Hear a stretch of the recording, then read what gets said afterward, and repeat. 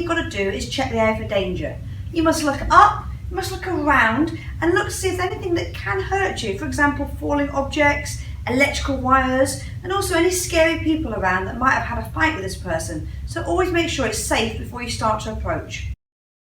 After you've checked the air for danger, the next thing you need to do is check for response.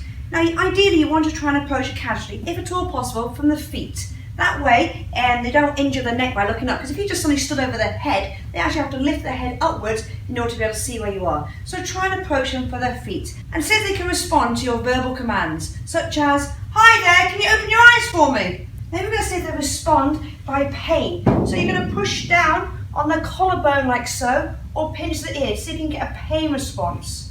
If you don't get no response, shout for help. Help! Then we need to open the airway.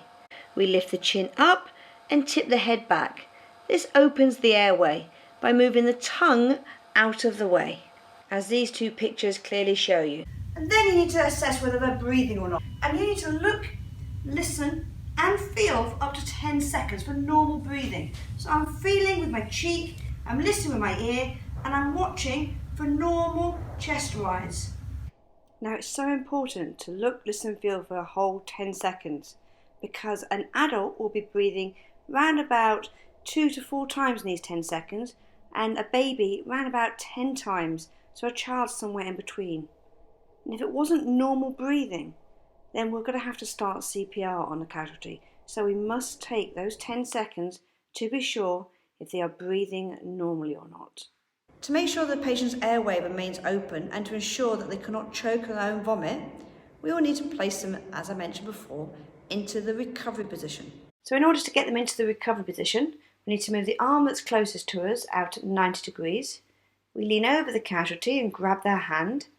We then place his hand against the cheek. We lift their knee up and we push on their knee so they roll towards us. We make sure the knee's at 90 degrees.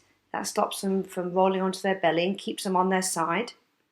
We then make sure we lift their chin up, which opens the airway.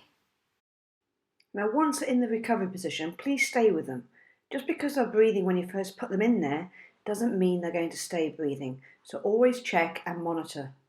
And if they're pregnant, make sure you roll them onto their left hand side.